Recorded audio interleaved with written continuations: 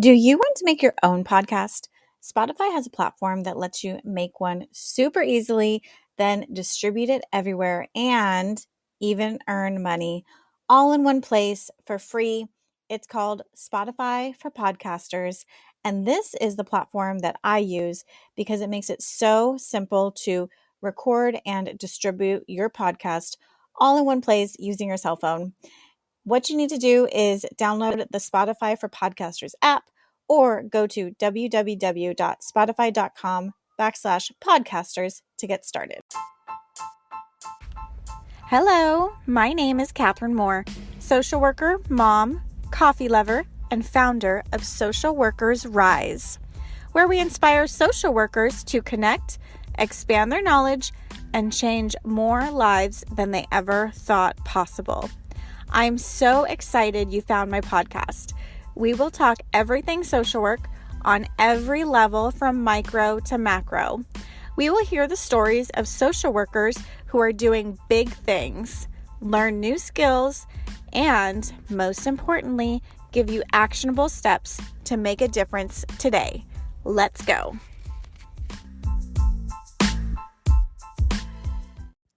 Hello. Welcome to another episode of Social Workers Rise. It is your host, Catherine here. I'm wondering, have you seen gaps in the systems that you work in, or have you seen that your clients need more resources that aren't being provided by the systems, currently in place around you? Maybe you've even considered branching out into filling those gaps yourselves, either through a for-profit or a nonprofit. Today, we're going to talk about how you can start building community relationships to really increase the resources that you have available for your clients, how to really step into that area that needs to be fill those gaps in a way that is meaningful and impactful. As a frontline worker working with clients, you know what their needs are. You know what they struggle with. You know how to help them. And I empower you and encourage you right now that if there are things that are missing in your community and you've been thinking to yourself, why isn't someone doing something about this? This needs to be having more attention on it. This problem needs to be fixed, and it feels like this is just falling on deaf ears. Definitely take some action, listen to this episode, and see if creating community partnerships, or even maybe you need to start looking into creating your own nonprofit. Maybe that is the next step for you. So with that, we're going to talk with Marisa from MariboCares, which is a small nonprofit here in Orange County, California.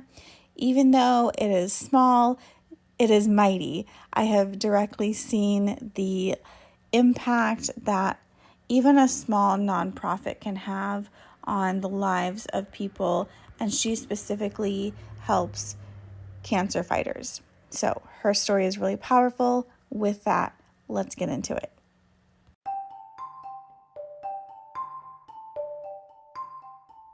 Before we hop into this episode, it's important to acknowledge that being a new grad and a new worker can be really hard sometimes. It's not in your head. It really can be hard. And grad school just doesn't teach us everything that we need to know to be successful in the real world with our jobs. So in order to bridge that gap, we created the Clinical Essentials for the Future Therapist. This course will fast track you into honing those skills that you need to actually help your clients in an individual setting. It'll save you time when you're trying to figure out what the heck to document. It's going to increase your confidence in your abilities that you are doing this right and give you the tools that you need to be even more effective. And it's going to improve the professional quality of your notes so that when your colleagues and your coworkers read them, they say, wow, that's a really thorough, detailed note. I love it. Let's do this. And it provides clarity on how to help the person. So if this sounds like something you would benefit from, definitely check the link in the show notes for the clinical essentials for the future therapist. With that, let's hop into this episode.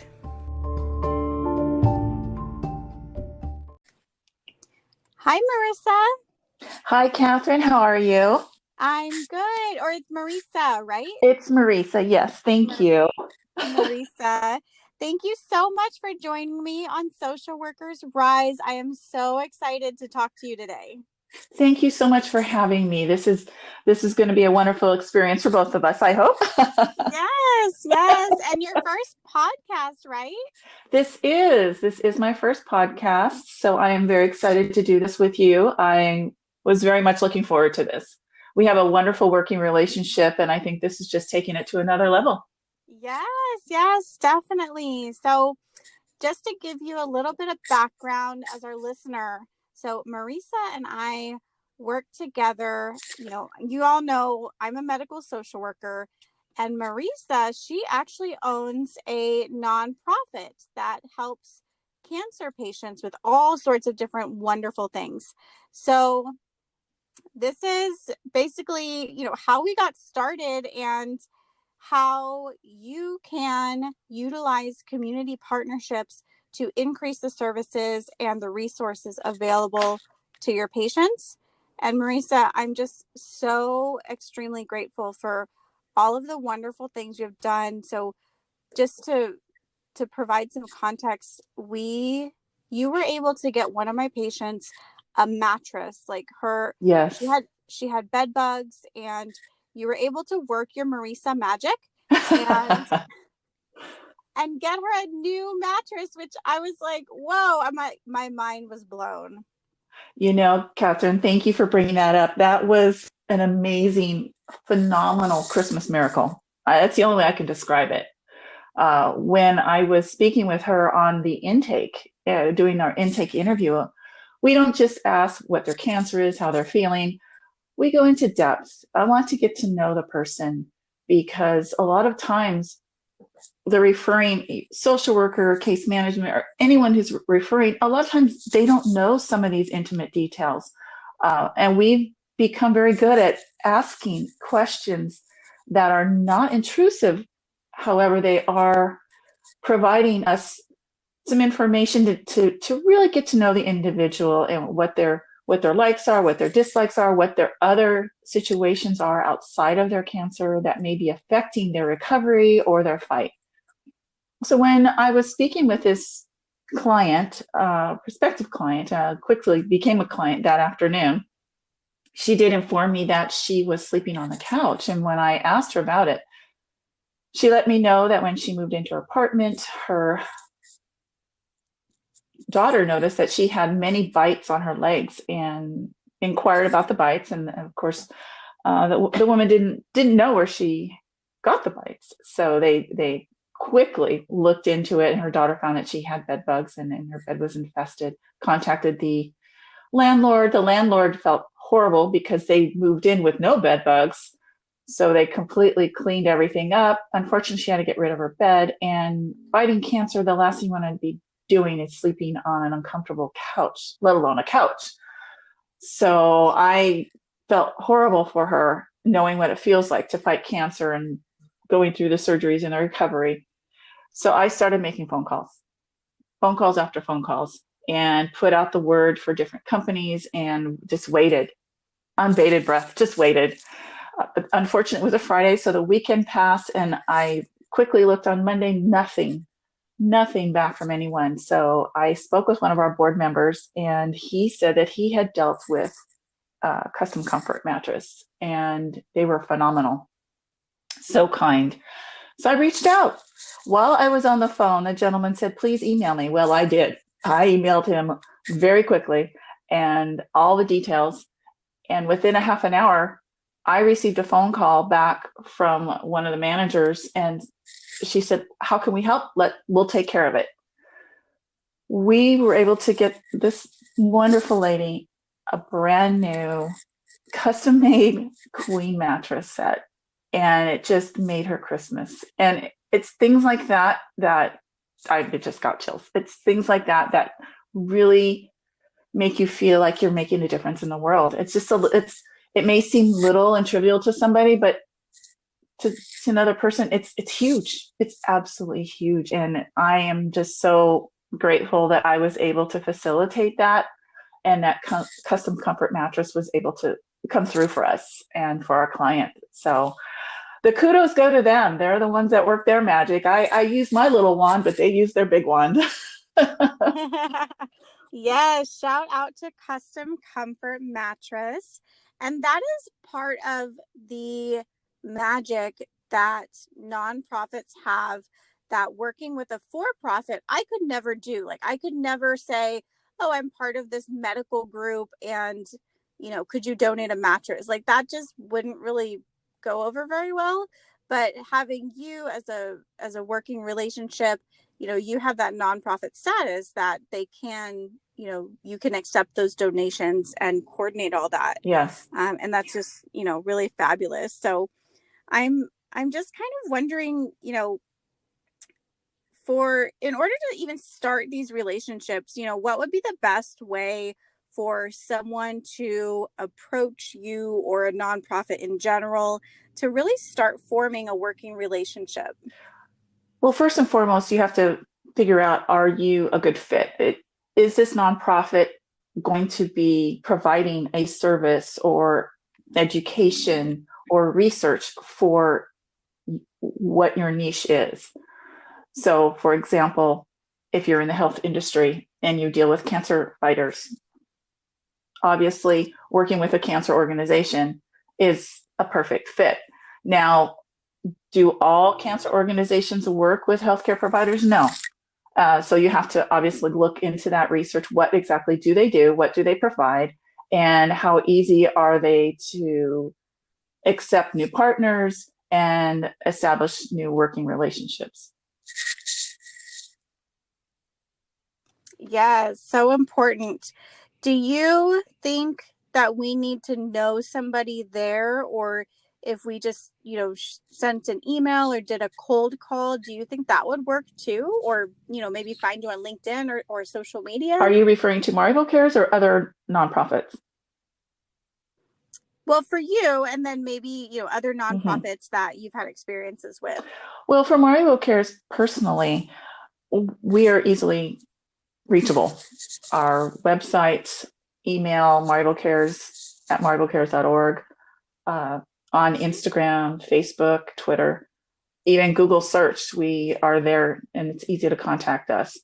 So we've tried to put our avenues of communication out there so we're easy to find and easy to contact. And our phone number, I'm sure you will have that available to our listeners. But we encourage anyone in the healthcare industry to contact us. And on that note, I would like to stress that I've spoken with a lot of people in this industry, and their frustration has been, do we vet or do you? And I always say, let us do it. Because, like as I mentioned before, many patients won't say what their needs are. They're embarrassed. And sometimes they have the funds to pay for services. However, they need that comfort and the support of those phone call check-ins. Or who wouldn't like to get a bouquet of flowers? Or who wouldn't like to have their house cleaned, or get a little goodie bag? So let us do the vetting process. Just send us the cancer fighters. We'll take care of the rest. Right. Yeah, and it's interesting you bring that up because, you've told me multiple times, just give them the resources. And it's, my experience as a social worker talking with the patients are like, how are you going to help me? And, it's hard to say, well, this organization does a lot of things and there has to be that substance. So like house cleaning is substance. Correct. They will definitely agree. However, if I say something like, oh, well, they'll uplift your spirits by sending you cards and flowers. Mhm. Uh, Even though I fully appreciate the impact that a gesture like that will have, talking to a lot of people, they say, okay, well, that's not really going to help me because it doesn't feel substantial, or it doesn't feel real. However, I'm sure you can vet to this much more than I can. Once they actually get the flowers, it's the experience of it, and it's just hard to communicate that via Exactly. phone. So yeah. Yeah. And you'd be surprised when when they do receive their first bouquet of flowers, when can I get another one? And then Aww. they'll try giving from people who didn't even want them. It's like, you don't Right. want this. I had a lady say, "Oh, I really don't use makeup. It's okay. You don't." And she was one of our deliveries we made during our Christmas deliveries of the live trees, the planted live trees that we brought around in the Thrive makeup goodie bags. And oh my goodness, the phone call for her was, I never thought I'd use makeup again, but boy, it was like a toy store in that bag. So you'd be Aww. surprised. People don't think they need things, and then when you give it to them, they're just so appreciative, and they just, their self-esteem is down. And this is part of it. This is part of it. Us giving them things that will help them feel better, like the cards, like you were part of that. And we really appreciate you being a part of those caring letters and caring cards. And I keep getting texts, when I feel down, I pull out my caring letters and read them. And they're still doing that. And those things don't seem important when they just become aware of our services, when maybe you're presenting them to them. I'll say, hey, they have this or that. And they're like, I don't really need it. But once they get a taste, yeah, they like it. Yes, yes. You just, It's like a way of getting a little bit spoiled. And on exactly. the card note, so once I found out that you were collecting cards, just greeting cards in general for your clients, I actually approached my daughter's teacher and I explained the situation, that there's a local nonprofit who is collecting cards. Do you think that this would be an art project that the class could do? And oh my gosh, they loved it. They loved it. And So, you'd be surprised. The cards from the children. Oh my goodness, Catherine. I had one client was crying, just tears of joy. They touched her. I mean, they touched her so deeply. So I needed this. You have no idea how much I needed this. I didn't know I needed it, but I needed it. And I thought, oh, see, this is what this is all about. Cancer is hard. It's difficult. It's challenging. It's depressing. But if we can do just one thing to lift their spirits, we've done a great thing. And our goal is to do more than one thing. And, we do the best we can.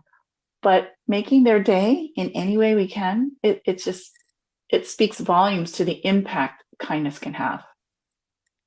yes, so powerful.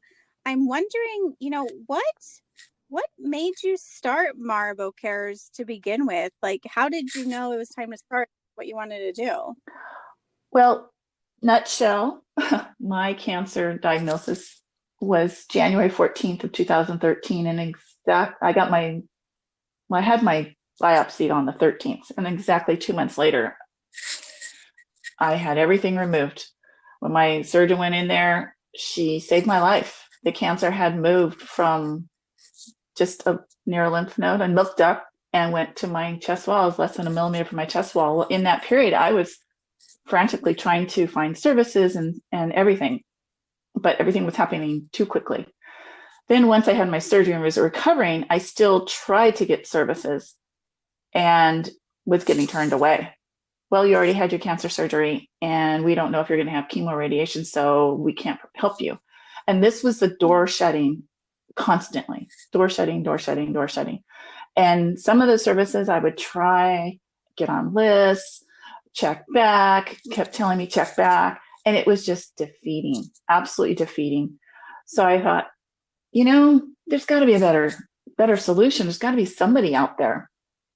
And like I said, that was back in 2013. By the end of the year, I sat down with my adult daughters and I said, we've done a lot of uh, philanthropic endeavors in our life, haven't we? And they're like, yeah, Mom, what are you going to do this time? Because I had a homeless ministry and we really did some great work there. And I said, well, there's a need, a huge need that we need to fill. So I sat down and I decided, this is on my heart, and can I do this? I'm going to see. I've done it before. I'm going to do it again. I want to fill this need. A friend of mine went through it shortly after mine, and her dog was diagnosed with cancer a month before she was diagnosed with cancer, and her dog ended up dying. I couldn't find a home for her because my friend had to go be taken care of and go through her surgery and recovery, and the dog couldn't go.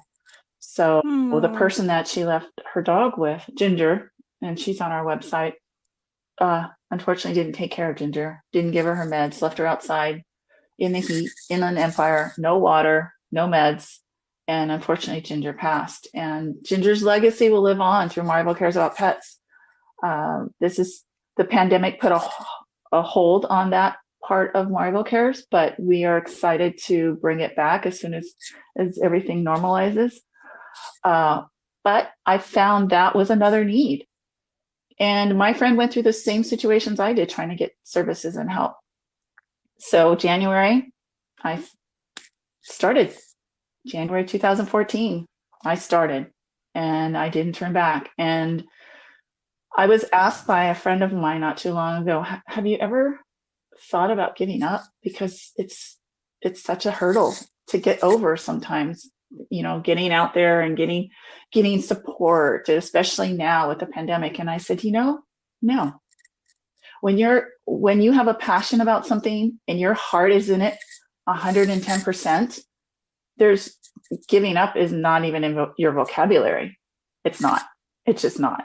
When you know that what you're doing is providing a positive impact for a community that needs it, then why would you even consider giving up? And to say something which I thought about this morning, 2020 was crazy. Well, I'll admit it was a crazy year. And with the fires and the pandemic and just everything in here in California, it's been nuts. Surprisingly, 2020 has been our most impactful year with our cancer fighters. It's been our most successful year. Wow. Yeah. And I was determined, even though I lost virtually all of my volunteers because of them losing their jobs and just the way the pandemic went, we have had the most successful year because I was determined we're not closing our doors. We have cancer fighters who need us. And I'm not going to turn my back on them. I'm not going to say, well, there's a pandemic. Oh, I don't have enough volunteers. Oh, well, we take it, we deal with it, and we make the best of it. And we did. I'm so proud of this organization. 2020 was amazing. So that just tells you what 2021 is going to be like, right? Yeah. Yeah. So going forward in 2021, what do you need? I'm a very big believer in you ask for what you need and you will get it. So let's put it out there in the universe. What does MariboCares need in 2021 to be successful? Well, honestly, Catherine, it was a terrible year for fundraising. And I know this is what all nonprofits need is funding. Funding is, we're pulling those purse strings real tight. No one gets paid in MariboCares. No one. It's all volunteer, even myself. So every dime that comes into MariboCares goes to MariboCares. And this is something that we need. We need funding. We need connections. We need people that are in the healthcare industry to take us seriously. And I will quote Tiffany from CalOptima, who approached me last January at a function. She said, I wanted to meet you in person because I've heard so much about you, and we've communicated a few times in emails regarding cancer fighters. She's like, I have a question for you. I said, okay. And she's like, why are you Orange County's best kept secret? I said, I don't know. I'm not trying to be, but getting the word out and allowing us to help your cancer fighters, your patients. That's another need that we have is getting people in the healthcare industry to follow through. Don't worry about what their needs are if you even are sure if you know their needs. Just send them to us. Let us figure it out with them. So those two things are our big needs, and the obviously along with the fundraising is sponsorship and more donors and. So you're right now, MariboCares is operating in Orange County, California. Is that right, as far as your geographic region? Yes, we cover Orange County. We do reach into Seal Beach. We have a client in Seal Beach. We have a few in Long Beach.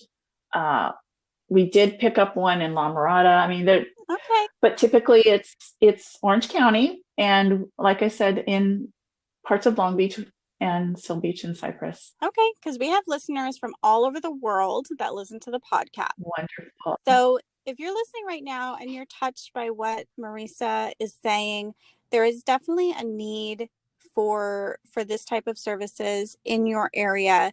Marisa, what do you have to say to someone who has been thinking about starting a nonprofit or thinking about filling a gap, whether it's with cancer fighters or some other, population that they see a need for?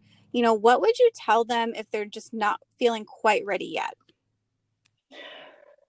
Well, that's a very good question, actually, Catherine. That is a very good question. My advice would be there's a few things to keep in mind. First of all, have a clear goal of your purpose. For example, are you wanting to provide information, provide education, provide services, do research, or fill a need? Find out and hone in on that, fine tune what that is. That's your number one goal, because if you go in there all over the place, it's not going to work. You need to really figure out what is it that you want to do. Number two, do your due diligence, do your research, and then research some more. You want to find out, are there other organizations that do what you want to do? And if so, how successful are they? Where are they located? Figure out the demographics. Will you be overlapping, or are you in an area that isn't providing that? And can you fill that need in your area? Find out what their success rate is. Also, how much funding will you need to start? Do you have the funding? Can you get the funding? Can you do it with little funding? Another one would be, do you know anyone who has your same passion or who can join your passion and help you? And the big one, and I touched on this earlier when my friend asked me that question about hurdles. Can you do this long term? How dedicated are you to this? Pandemic was a big hurdle. So a lot of companies folded, a lot of nonprofits are struggling. But if your heart is set on this, how dedicated are you to it? Because once you're in this, you're in this. You're in a nonprofit for a reason, and it's to make this world a better place. So are you going to be dedicated to that? At the end of the day, are you going to be proud of yourself and say, job well done. I can't wait for tomorrow to make it even better. I love that. And I love all of what you shared today, because you went through a struggle. It was very painful. You saw the gaps in the system and the gaps in the services, and you didn't just complain about it, right? It didn't turn you bitter. Right. You took that as a lesson to say, wow, there needs to be something done about this. And if no one else is going to do it, then I'm going to do it. And exactly. I really admire that. That takes true courage. It really takes a lot of bravery. It's, you're a leader. You're a leader in what you do. There wasn't, to my knowledge, there is no one else in Southern California doing exactly what you were doing. So I just applaud you for your bravery, your creativity, your grit, your endurance, and your resilience. You truly are an amazing soul. So thank you so much for everything that you do and for sharing your story on Social Workers Rise. I'm just so grateful to have you here. Well, thank you. That's very humbling, and I'm very touched by your very, very kind words, Catherine. It's I'm speechless. You're just very kind, and it's comforting to hear those words, because sometimes you're doing something and you're in your world just spinning and working on your wheel. You're just going, and sometimes you don't realize how you're touching others. But if I can touch all cancer fighters and make their lives better, then that's, at the end of the day, I am job well done. Job well done, no matter how big or small it is, job well done. And if I can emphasize, we help all cancer fighters. Just because I fought breast cancer does not mean we're pink. We are all cancers. And if you look at our logo is a hummingbird, and the feathers are all the colors of cancer. So I like that. Everyone. Yeah. I love that. Well, thank you, Marisa. Where can people find you and donate and keep in contact with you? MariboCares at MariboCares.org is our general email address. Our website is www.MariboCares. It's MARI, B as in boy, O, and the word cares.org. And there is a contact page. There's a donation page there. We can receive checks in the mail at our mailing address. We're on Instagram, Facebook. You can find us on a Google search. So we're everywhere. Even if you want to have passive donations to us, sign up on Amazon Smile. Sign up your Amazon Prime account or Amazon account and assign us on Amazon Smile. It doesn't affect your account at all. Even your Ralph's Rewards card, assign it to us, and they'll all pay us, and it doesn't cost you a dime. And we've recently signed up with Good Shop, where a lot of the major department stores and just major shopping is on there through Good Shop, and they do the same thing as Amazon. However you purchase, they'll donate a portion of it to us. So there's passive donations that you can do. It costs you nothing. And that would help us a lot as well. So you can find us everywhere. Awesome. Thank you so much, Marisa. And I will definitely be following you everywhere. You take care. If you are listening to this right now, please go and, even $1 helps. It helps so much. So yes. So much. And we will talk soon. Bye, Marisa. Thank you, Catherine. You have a wonderful day, and thank you for having me on your podcast. You're welcome. Bye.